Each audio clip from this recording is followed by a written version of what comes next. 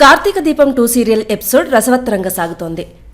బావే నా మెడలో 3 ముళ్ళు వెయ్యాలన్న జోష్న, ఇంట్లో నుంచి గెంటేస్తానన్న సుమిత్ర, స్వప్నపై శ్రీధర్ సీరియస్, హార్ట్ స్ట్రోక్తో పడిపోయిన శ్రీధర్, కాపాడిన కొత్త క్యారెక్టర్. మరి ఈ రోజు ఎపిసోడ్లో ఏం జరిగిందో తెలుసుకోవాలంటే వీడియో చివరి వరకు చూసేయండి. నీ కూతురు అలా మాట్లాడుతుంటే చూస్తావేంటి దశరథ, నువ్వేం చెప్పవా అని అడుగుతాడు శివనారాయణ. తప్పు చేశాను నాన్న, కార్తీక్ నీ భర్త అని జోష్నతో చెప్పి తప్పు చేశాను.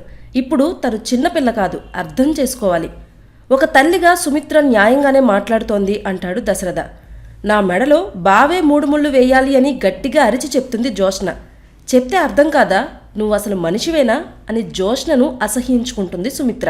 ఇన్ని మాటలు మాట్లాడుతున్నారు కానీ బావకు నేనంటే ఇష్టం లేదని ముందే ఎందుకు చెప్పలేదని ఒక్కరైనా అడిగారా అంటుంది జోష్న. నువ్వంటే ఇష్టం లేదని కార్తీక్ నాకు ముందే చెప్పాడని షాక్ ఇస్తుంది పారు. నిజమే, కార్తీక్ నాతో చెప్పాడు, మీతో చెప్పమని కూడా చెప్పాడు అంటుంది పారు. కుటుంబం 2 ముక్కలు కాకూడదని నేను ఎవ్వరితో చెప్పలేదు, ఆ తర్వాత చెప్పే అవకాశం కూడా నాకు రాలేదని నిజం చెప్తుంది పారు. నీ ఆలోచన వల్ల నష్టపోయింది నేను, నాకు న్యాయం జరగాలంటే బావే నా భర్త కావాలి అంటుంది జోష్న. మరోసారి నీ నోటి నుంచి కార్తీక్ను పెళ్లి చేసుకుంటానని వచ్చిందంటే ఇంట్లో నుంచి గెంటేస్తానని వార్నింగ్ ఇస్తుంది సుమిత్ర. నువ్వు నా ప్రాణాలను కాపాడావు, నీ మీద నాకు ప్రేముంది, దాన్ని అడ్డుపెట్టుకొని ఎదుటివాళ్ల జీవితాలతో ఆడుకుంటానంటే నేను అస్సలు ఊరుకోను, లోపలికి వెళ్ళు అని గట్టిగా అరిచి చెప్తుంది సుమిత్ర. లోపలికి వెళ్ళిపోతుంది జోష్న. థ్యాంక్స్ రా కార్తీక్, నీ వల్ల నా కూతురుపై ఓ క్లారిటీ వచ్చింది, ఇప్పుడు ఏం చేయాలో ఆలోచిద్దాం అంటుంది సుమిత్ర. ఇది మన కుటుంబం అత్త, మన తప్పుల్ని మనమే సరిదిద్దుకోవాలి, నెల రోజుల్లో ఎలాగైనా జోష్న పెళ్లి చేయాలి అంటాడు కార్తీక్. శివనారాయణ కూడా కార్తీక్ పారులను మెచ్చుకుంటాడు.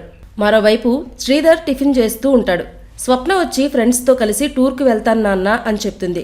బయట పరిస్థితులు అస్సలే బాగోలేవు, ఎక్కడికి వెళ్లాల్సిన అవసరం లేదు అంటాడు శ్రీధర్. ఈ మనిషి ఇంట్లో నుంచి వెళ్ళిపోయేంత వరకు నేను ఇంటికే రానని గట్టిగా చెప్తుంది స్వప్న.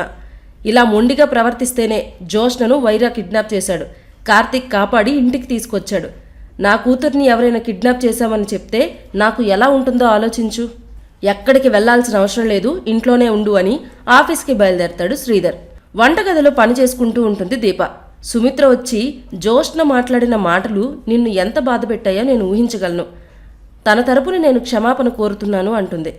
మీరు నాకు సారీ చెప్పడం ఏంటమ్మా అంటుంది దీప. తల్లి లేకున్నా నువ్వు చక్కగా పెరిగావు, ఒక్కగానొక్క కూతుర్ని గారాబం చేసి నేను జోష్న విషయంలో తప్పు చేశాను అని బాధపడుతుంది సుమిత్ర. నా తల్లిని ఎంత బాధ పెడుతున్నావు జోష్న అని మనసులో అనుకుంటుంది దీప. మరోవైపు స్వప్న మాటలను గుర్తు చేసుకుంటూ కార్ డ్రైవ్ చేస్తుంటాడు శ్రీధర్. సేమ్ టైంలో జోష్నకు బొమ్మల షాప్లో ఎదురైన కొత్త క్యారెక్టర్ కూడా క్యాబ్లో వస్తుంటాడు. మరోవైపు శ్రీధర్కి హార్ట్ స్ట్రోక్ వస్తుంది. కారు ఆపి కార్తీక్కి కాల్ చేసేందుకు ట్రై చేస్తాడు, కానీ ఆలోపే స్పృహ తప్పి పడిపోతాడు శ్రీధర్. అక్కడికి వచ్చిన జనాలు అంబులెన్స్కి కాల్ చేస్తారు. అప్పుడే కొత్త హీరో శ్రీధర్ని హాస్పిటల్కి తీసుకెళ్తాడు. కార్తీక్కి కూడా ఫోన్ చేసి చెప్తాడు.